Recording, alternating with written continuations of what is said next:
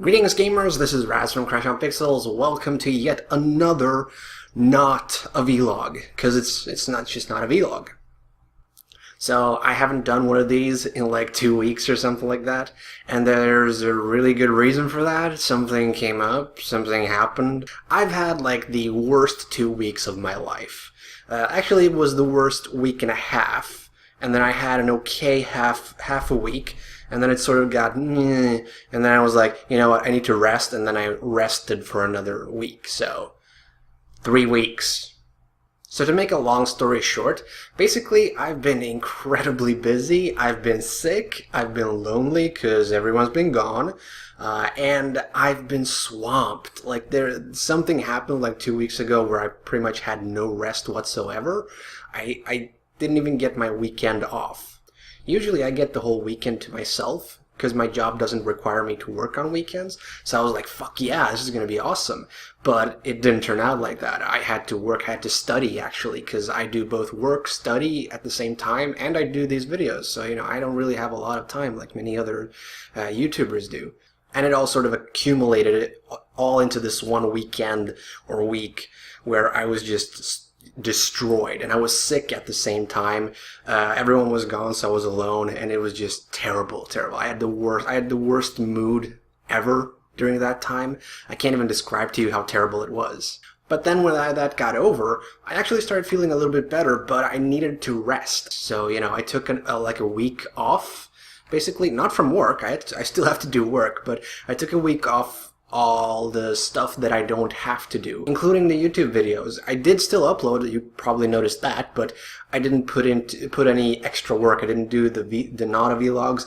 I stopped working on the Handy Gamer episode script. I've started again, so don't worry, it's gonna happen. But I needed a break. I needed it because what happened just drained me and I needed to relax. So what's been going on with the channel? Basically, the 2 Let's Plays are the main focus. I haven't really, as I just mentioned, I didn't really have time to do anything else. So those videos have been uploaded. There are about 30 episodes or 30 parts to the Halo 4 Let's Play. And there are about 10 or 12 to the Splinter Cell Let's Play. I also started a new show called Level 1, which is basically me playing through the first part of a game. I started doing it with Guild Wars 2, where I played with Momo. Basically, just us taking you through the beginning of the Asuran gameplay. And we were thinking about doing, like, the origin of all the races. And we'll do, like, a series of Level 1s just for Guild Wars, for all the races' origins, and then we'll do other games. I'll do level 1s for other video games that I'm probably not going to do an entire Let's Play of, so I figured I might as well just show you the beginning of the game. So that'll be sort of level 1. It will introduce you to a game that I'm playing, but I'm not going to go into too much detail. I'm not going to do an entire Let's Play or anything like that. This may be a cop-out, but I've been thinking about doing it specifically for Darksiders 2. And the main reason for that is because I promised a long time ago that I would do a review of it and a Let's Play of it, and I did neither. I basically just did an introduction to Darksiders 2 a long time ago, and then nothing developed. Mainly because a bunch of other games came too, and also because I sort of lost interest in Darksiders 2. A lot of little things in it bothered me, but yeah, I think if I do more Level 1 series, the next one is probably going to be Darksiders. Probably. I can't promise it anything, but it's probably going to be Darksiders.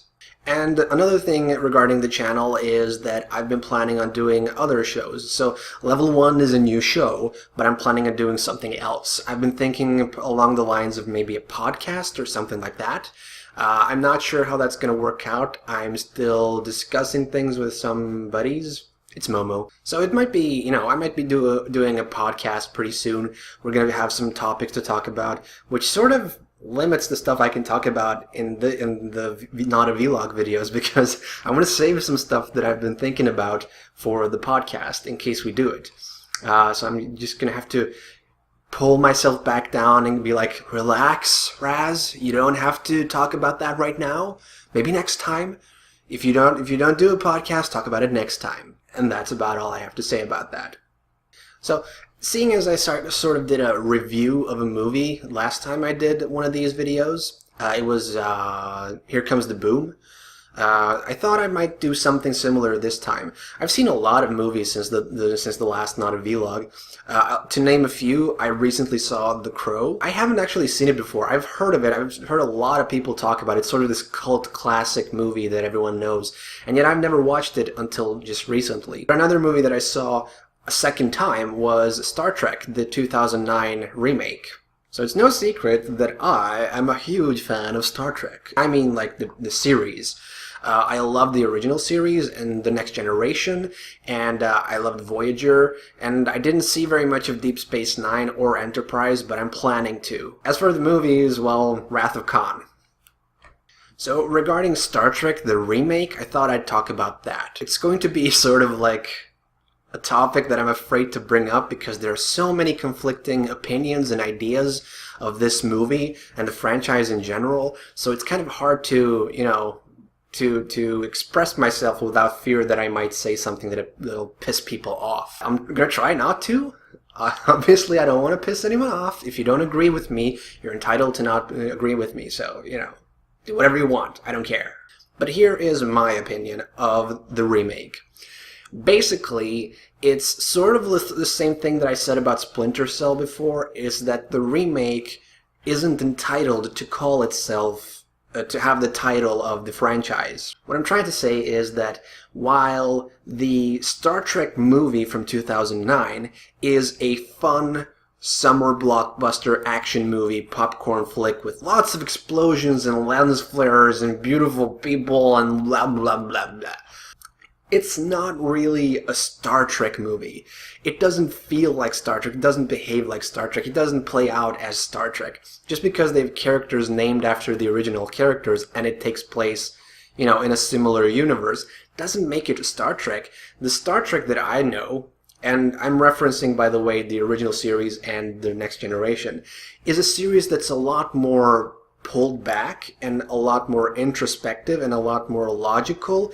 It's a lot more set on drama and sort of humanity.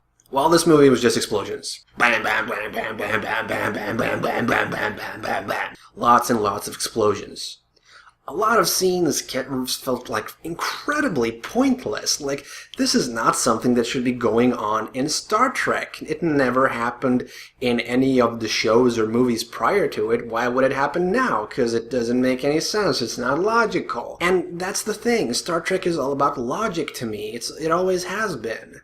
And I'm being pretty generous not mentioning the first thing that is the major problem with that movie, and that is a whole lot of plot holes and coincidences, not to mention a terribly written villain. Now yes, from the quality level that I expect from Star Trek, it fails miserably. It is like bottom of the barrel, scraping the barrel, like that's how bad it is.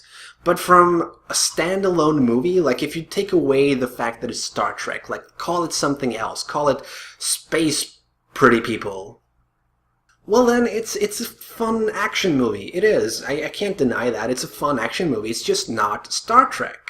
As for the casting, which is a huge debate, really, I don't think that anyone did a terrible job at portraying their character, mainly because I know it's a different person. You can't expect them to behave like someone else. The standout of them all is, actually, if you ask me, it's Carl Urban's portrayal of Bones.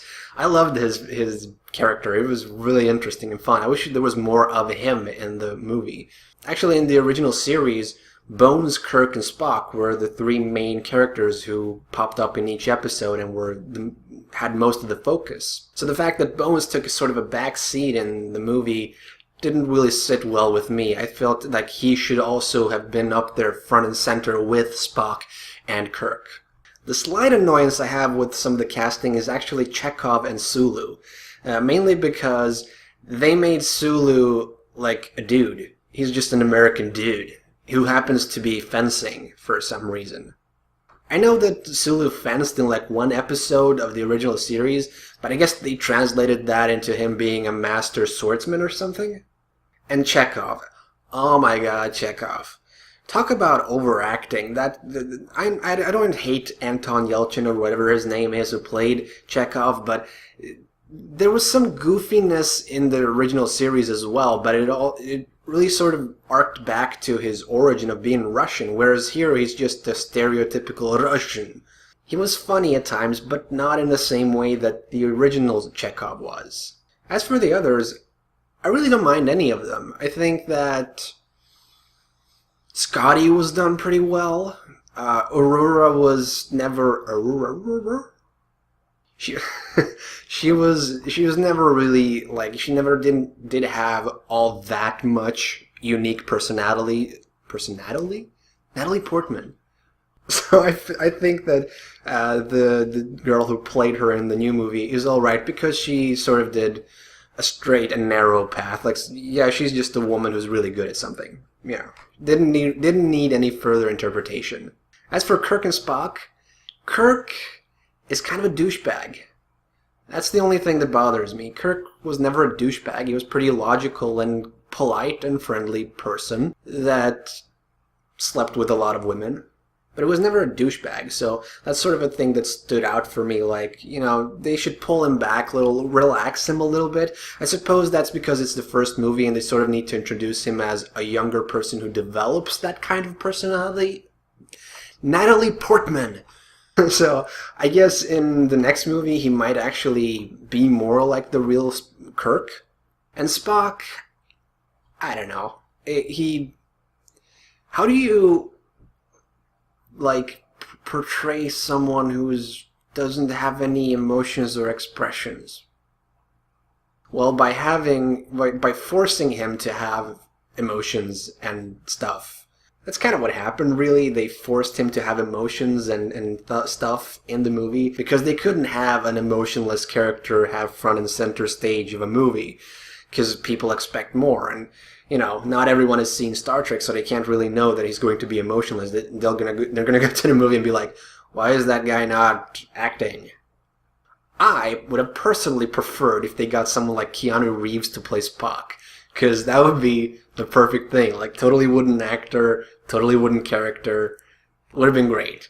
So yeah, I think overall the movie is action-packed and fun. It's not right to call it a Star Trek movie, because it isn't a Star Trek movie. It doesn't feel like a Star Trek movie. It doesn't act out as a Star Trek movie.